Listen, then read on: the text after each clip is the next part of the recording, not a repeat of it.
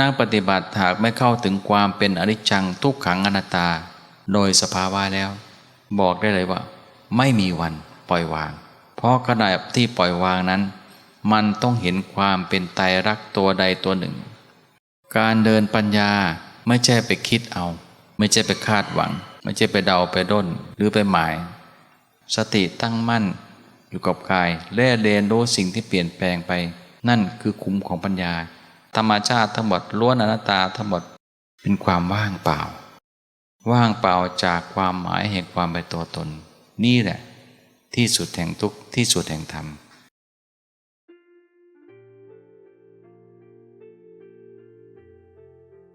เทคนิคในการปฏิบัติหากเราไม่เข้าใจวิธีการปฏิบัติก็จะทำให้เรานั้นไปเนิ่นช้าสมัยที่ครูบาอาจารย์สายวัดป่าท่านบำเพ็ญเพียรกันท่านปฏิบัติกันอย่างอุกฤษเพียรกันอย่างแรงกล้า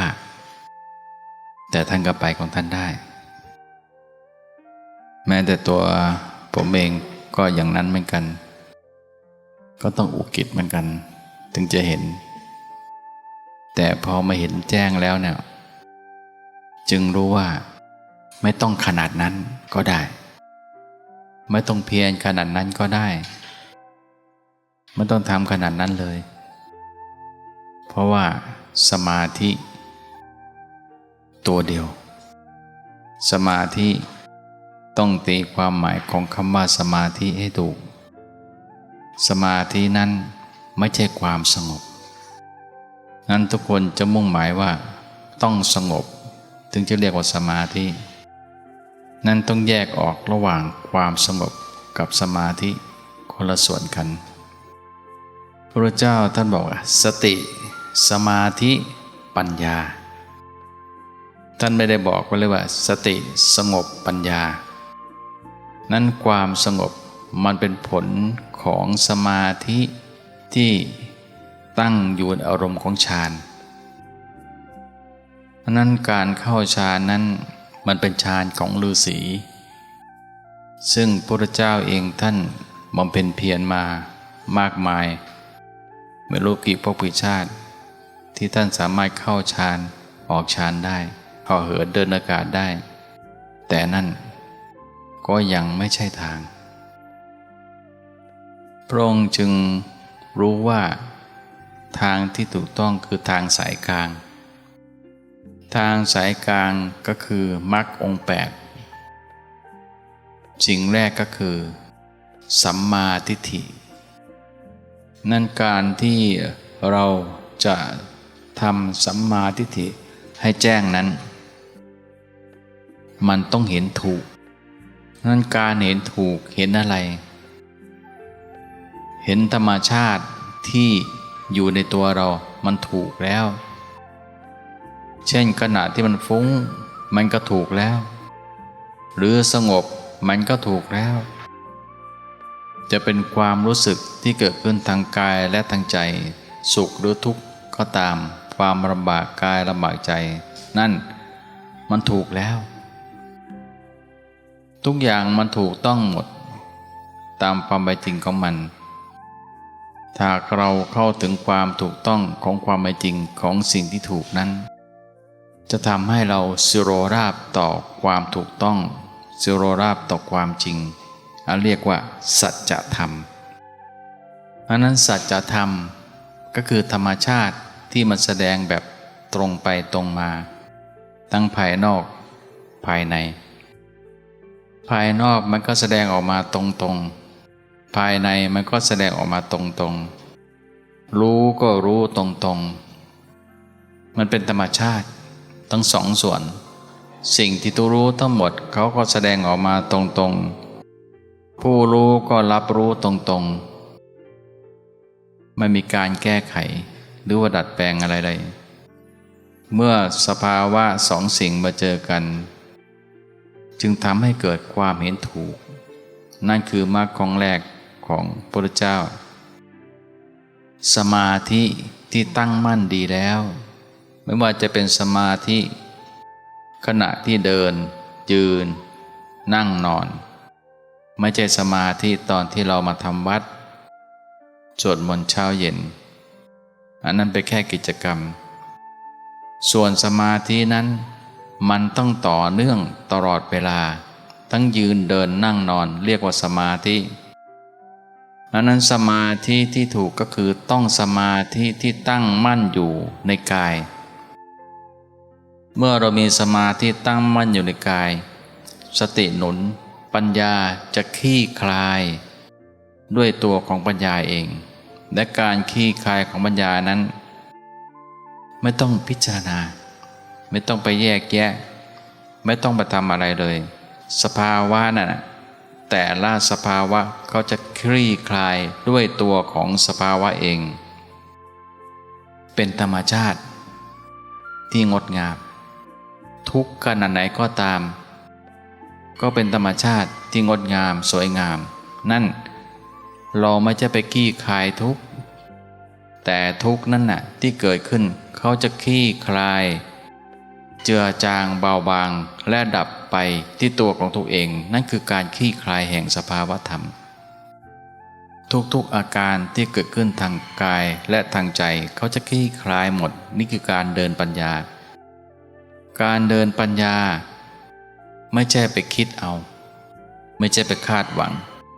ไม่ใช่ไปเดาไปด้นหรือไปหมาย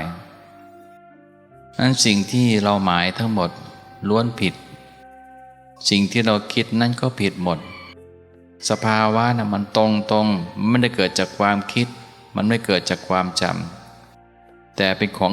สดที่ปรากฏขึ้นอยู่ในขณะนั้นๆที่ยืนเดินนั่งนอนนั่นเองสมาธิตั้งมั่นสภาวะคลี่คลายรู้เรียนรู้สิ่งที่คลี่คลายในขณะนั้นๆนั่นคือการเจริญปัญญาความสงสัยอย่าเอามาใช้เราต้องซื่อสัตย์ต่อสภาวะเพราะความสงสัยคือคิดดำริต้องทำอย่างนู้นต้องทำอย่างนี้จริงๆไม่ต้องทำอะไรเลยเพราะสภาวะเขาทำหน้าที่ของเขาเองอยู่แล้วตลอดเวลา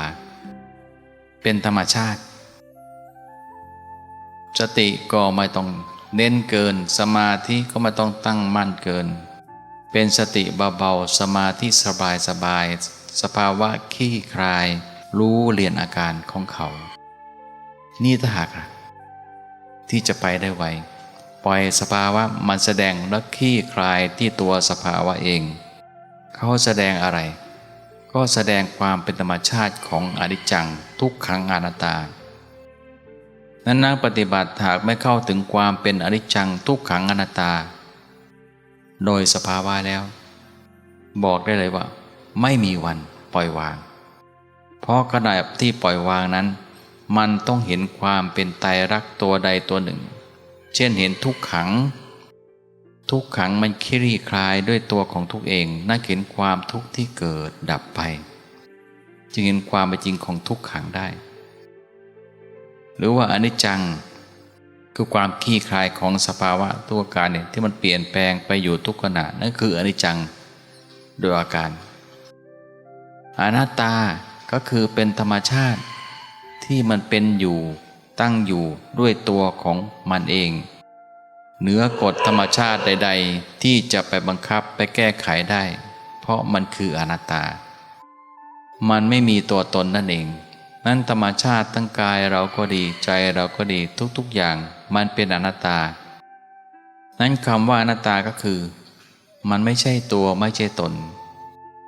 แต่ว่ามีอยู่จริงและความมีอยู่จริงนี้มันคือทุกขังความไปทุกขังนี้มันคลี่คลายเปลี่ยนไปตลอดนั่นคือความอนิจจังนั้นสรุปแล้วไตรลักษณ์อนิจจังทุกขังอนัตตามันเป็นเนื้อหนึ่งอันเดียวกันคลี่คลายอยู่ทุกขณะสติตั้งมั่นอยู่กับกายและเรียนรู้สิ่งที่เปลี่ยนแปลงไปนั่นคือคุ้มของปัญญาญาณรู้จะเกิดขึ้นในขณะนั้นเมื่อญาณรู้สัพพยุตกันขึ้นมรรคสมังทีเกิดขึ้นทันทีความหายสงสัยต่อธรรมชาติจบลงเราจะรู้ด้วยตัวเองว่า ชาติสิ้นแล้วพรหมจรรย์จบแล้วกิจอื่นยิ่งกว่านี้ไม่มีอีกแล้ว เป็นปัจจตังรู้ได้เฉพาะตน เพียงแค่โอปนญิโกน้อมเข้ามาสู่ตัว เอารู้น้อมเข้ามาสู่ตัวและเห็นธรรมชาติคลี่คลายอยู่ทุกขณะเป็นปัจจตังรู้ได้เฉพาะตนเท่านั้นไม่มีใครที่จะมายืนยันหรือบอกได้ว่าเราอยู่ในภูมิธรรมขนาดไหนขั้นไหนยกเว้นพระพุทธเจ้าตอนนั้นเมื่อเราเข้าใจในธรรมชาติแล้วปล่อยวางได้หมดสิ้นแล้วหมดสิ้นสงสัยคำว่าสงสัยไม่มีแล้ว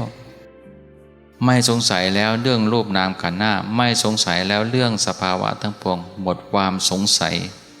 จึงปล่อยวางได้หมดสิ้นนั่นคือจบกิจหลังจากนั้นต่อให้พระพุทธเจ้าเสด็จมาต่อหน้าก็ไม่อาจจะทูลถามได้ว่า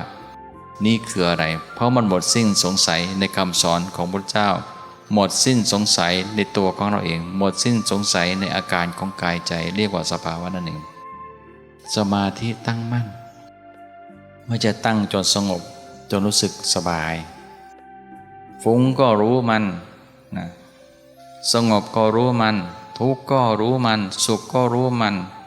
ความเศร้าหมองผ่องแผ้วก็รู้มันเพราะนั่นก็คือเป็นสภาวะธรรมทั้งหมดล้วนเป็นอนัตตากายก็เป็นอนัตตาใจก็เป็นอนัตตาธรรมชาติทั้งหมดล้วนอนัตตาทั้งหมดเป็นความว่างเปล่าว่างเปล่าจากความหมายแห่งความเป็นตัวตนนี่แหละที่สุดแห่งทุกข์ที่สุดแห่งธรรม